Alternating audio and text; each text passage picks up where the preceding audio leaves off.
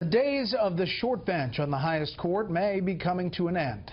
Monday is the start of confirmation hearings for Supreme Court Justice nominee Neil Gorsuch to replace Justice Antonin Scalia, who died last February. But what will the hearings actually look like? Chief Legal Correspondent Shannon Bream has a preview. He will uphold and defend the Constitution of the United States.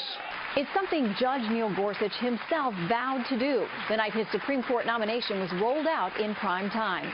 I pledge that if I am confirmed, I will do all my powers permit to be a faithful servant of the Constitution and laws of this great country. It's no surprise, though, advocacy groups on the left and the right are split on that proposition as they ramp up their arguments and ads ahead of confirmation hearings for Gorsuch, which kick off on Monday.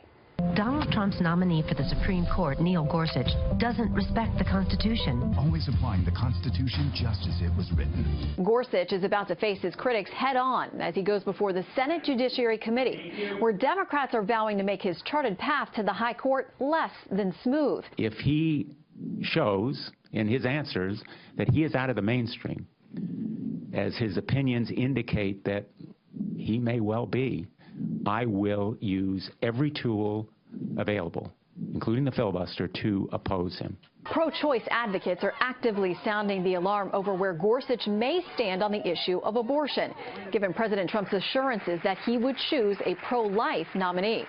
Certainly, President Trump's litmus test makes it seem as if, in order to get selected in the first place, he already has his mind made up. Gorsuch supporters believe he'll be hard to trip up, no matter how heated the hearings may get.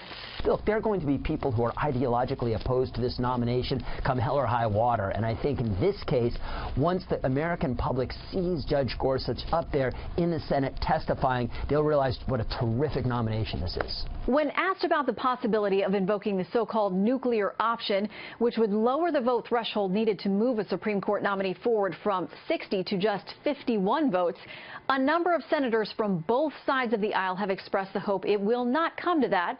But GOP leadership is not ruling it out. Brett? Shannon, thank you.